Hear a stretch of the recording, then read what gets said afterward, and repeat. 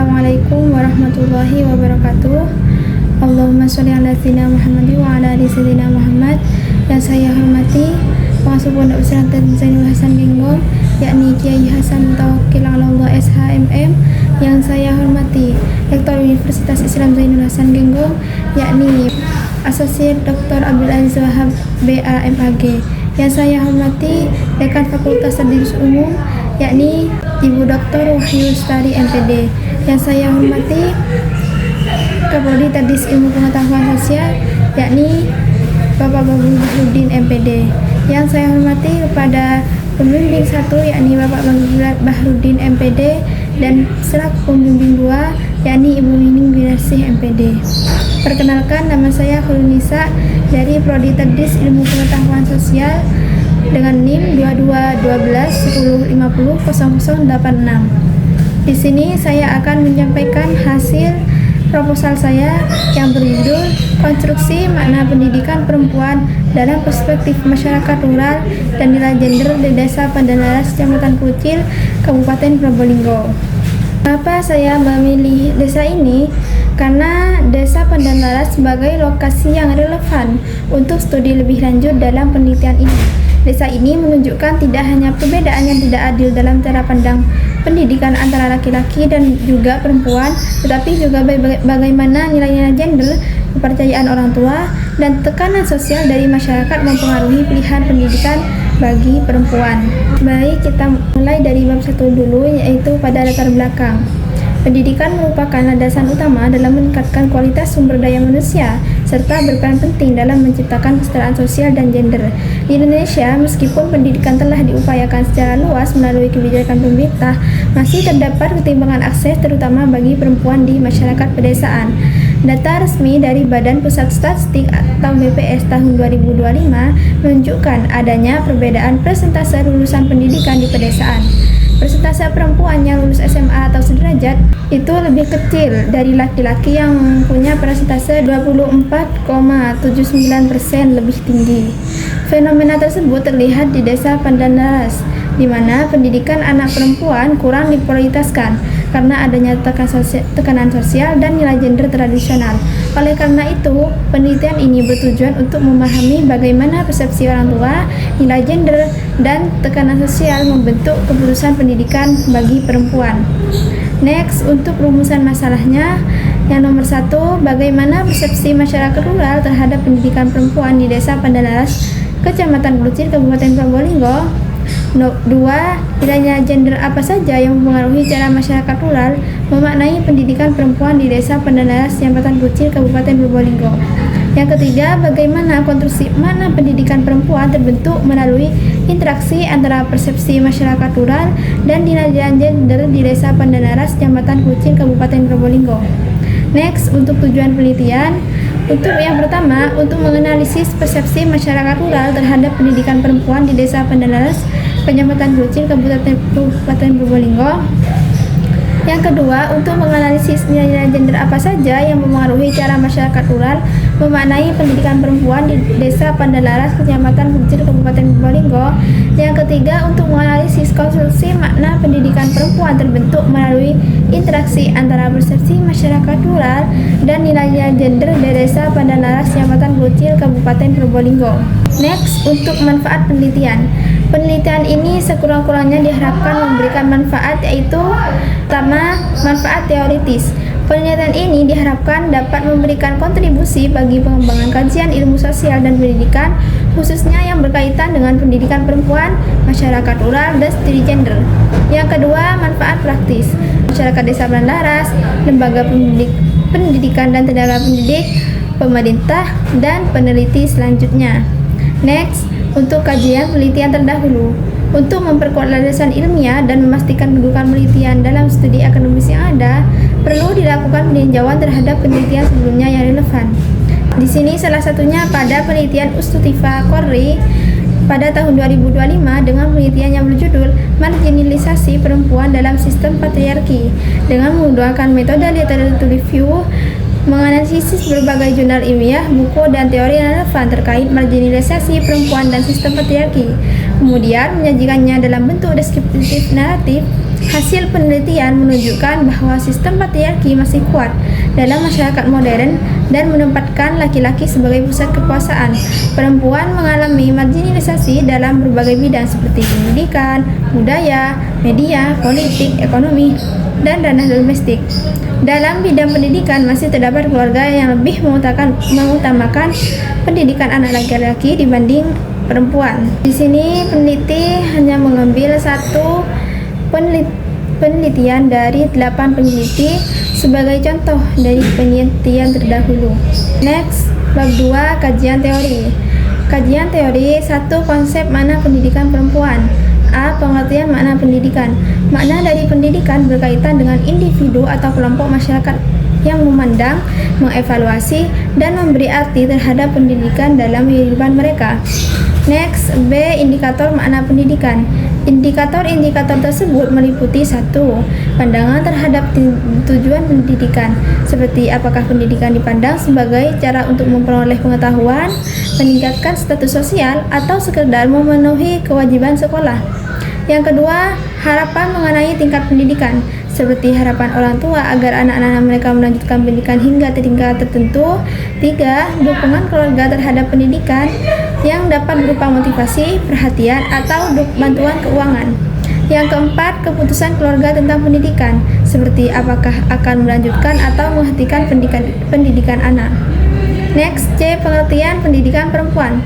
Pendidikan adalah bekal yang sangat penting bagi seorang perempuan, sebab perempuan yang memiliki pendidikan cenderung lebih mandiri, tangguh, dan dapat melaksanakan peran serta tanggung jawabnya dalam keluarga, lingkungan sosial, dan kemajuan negara. Next, D. Hak pendidikan bagi perempuan. Hak untuk memperoleh pendidikan bagi perempuan seharusnya dijamin setara dengan laki-laki, mengingat ini merupakan bagian dari hak fundamental dan perkembangan sosial yang merata. Next, E. Pendidikan perempuan dalam perspektif sosiologi pendidikan. Dalam perspektif sosiologi pendidikan, sekolah dianggap sebagai bagian dari masyarakat yang berfungsi dalam mewariskan serta mengubah nilai-nilai sosial. Pendidikan tidak berjalan secara terpisah, tetapi mencerminkan perkembangan struktur sosial dalam masyarakat dan memiliki kemampuan untuk memperbarui ataupun mengubahnya. Yang kedua, persepsi masyarakat rural terhadap pendidikan. A. Pengertian persepsi dalam psikologi atau sosial. Persepsi adalah perception, yaitu cara pandang terhadap sesuatu atau mengutarakan pemahaman hasil olahan daya pikir. Artinya, persepsi berkaitan dengan faktor-faktor eksternal yang direspon melalui panca indera, daya ingat, dan daya jiwa. Dalam pandangan sosiologi sosial, persepsi dipahami sebagai sebuah proses kognitif di mana seorang menerima, memilih, mengatur, dan menafsirkan informasi dari lingkungan sosial yang membantunya memahami, memberikan makna pada objek, peristiwa, dan orang lain. B. Faktor-faktor yang memengaruhi persepsi masyarakat rural. Persepsi masyarakat rural di daerah pedesaan termasuk pendidikan untuk perempuan tidak terjadi begitu saja. Hal itu dibentuk oleh banyak pengaruh sosial dan budaya yang ada di komunitas mereka. Faktor utama yang memengaruhi persepsi ini meliputi tingkat pendidikan, nilai-nilai keagamaan, dan pengalaman hidup individu maupun kolektif dari kelompok masyarakat tersebut. C. Peran masyarakat rural dalam pengambilan keputusan pendidikan. Di komunitas pedesaan, pengambilan keputusan tentang pendidikan anak bukan hanya tanggung jawab individu atau keluarga saja, tetapi juga sangat dipengaruhi oleh lingkungan sosial sekitarnya. Masyarakat di daerah pedesaan biasanya memiliki ikatan sosial yang kuat, tingkat dukungan komunitas yang tinggi, dan mereka masih menjaga nilai-nilai tradisional mereka tetap hidup. D. Pola asuh dan orientasi pendidikan keluarga. Pola asuh adalah cara orang tua dalam membimbing, mengarahkan, dan membentuk sikap serta perilaku anak sehari-hari. Dalam pendidikan, pola pengasuhan memiliki dampak besar pada motivasi belajar anak, kemampuan mereka untuk tetap bersekolah, dan bagaimana mereka memandang pentingnya pendidikan untuk masa depan mereka. 3. Konsep dan nilai-nilai gender dalam keluarga dan masyarakat. A. Pengertian gender atau kelamin. Kelamin atau seks merujuk pada perbedaan biologis antara laki-laki dan perempuan yang bersifat kodrati dan tidak dapat dipertukarkan. Sementara itu, gender adalah perbedaan yang tampak pada laki-laki dan perempuan apabila dilihat dari nilai dan tingkah laku. Gender merupakan suatu istilah yang digunakan untuk menggambarkan perbedaan antara laki-laki dan perempuan secara sosial. D. Nilai-nilai gender dalam budaya patriarki. Nilai-nilai gender merupakan seperangkat kepercayaan, norma sosial, dan harapan yang ada dalam masyarakat tentang peran, tanggung jawab, dan perilaku yang dianggap batas bagi laki-laki dan perempuan. Nilai-nilai gender ini terkait erat dengan budaya patriarki yang berkembang dalam berbagai struktur sosial. Budaya patriarki adalah sistem sosial yang memberikan lebih banyak kekuasaan dan kendali kepada pria di banyak bidang kehidupan. C. Konstruksi sosial peran laki-laki dan perempuan. Konstruksi sosial peran gender merujuk pada proses di mana masyarakat menciptakan makna, harapan, dan pembagian peran berdasarkan gender melalui interaksi sosial. Peran tersebut tidak hanya ditentukan oleh faktor biologis tetapi juga oleh nilai-nilai, norma, dan budaya yang berkembang dalam suatu komunitas. Next, bias gender dalam akses pendidikan. Bias gender dalam akses pendidikan mengacu pada perlakuan, peluang, atau prioritas yang berbeda diberikan kepada laki-laki dan perempuan dalam hal menerima layanan pendidikan. 4. Teori konstruksi sosial Peter L. Berger dan Thomas Ruckman. Struktur utama dari teori konstruksi sosial yang dikemukakan oleh Peter L. Berger dan Thomas Ruckman menjelaskan bahwa realitas sosial terbentuk melalui 3 langkah, yaitu eksternalisasi, objektivasi, dan internalisasi. Selanjutnya pada kerangka konseptual. Bisa kita lihat kerangka konseptualnya dalam penelitian ini menunjukkan cara pembentukan makna pendidikan perempuan dari sudut pandang masyarakat desa yang dipengaruhi oleh nilai-nilai gender yang berkembang di lingkungan sosial sekitarnya. Next, bab 3, metode penelitian. A. Pendekatan dan jenis penelitian. Penelitian ini menggunakan pendekatan kualitatif deskriptif dengan jenis studi kasus. Metode kualitatif dipilih karena tujuan penelitian ini adalah untuk menggali secara mendalam fenomena sosial yang ada dalam masyarakat, terutama berkaitan dengan pembentukan makna pendidikan bagi perempuan dan nilai-nilai gender dalam konteks kehidupan di desa. X. Kehadiran peneliti. Pada penelitian ini, peneliti hadir secara langsung di Desa Pandanaras, Kecamatan Kucil, Kabupaten Probolinggo, untuk mengumpulkan data terkait konstruksi makna pendidikan perempuan dari perspektif masyarakat pedesaan serta nilai gender yang berkembang di masyarakat setempat. Peneliti mengunjungi lokasi penelitian untuk lebih memahami faktor-faktor sosial, budaya, dan gaya hidup yang mempengaruhi pandangan masyarakat terhadap pendidikan bagi perempuan. Next, C. Data dan sumber data penelitian. Penelitian ini merupakan penelitian lapangan, sehingga data utama diperoleh langsung dari informan. Informasi yang dikumpulkan mencakup rincian tentang pendapat masyarakat mengenai pendidikan perempuan, nilai-nilai gender yang ada dalam lingkungan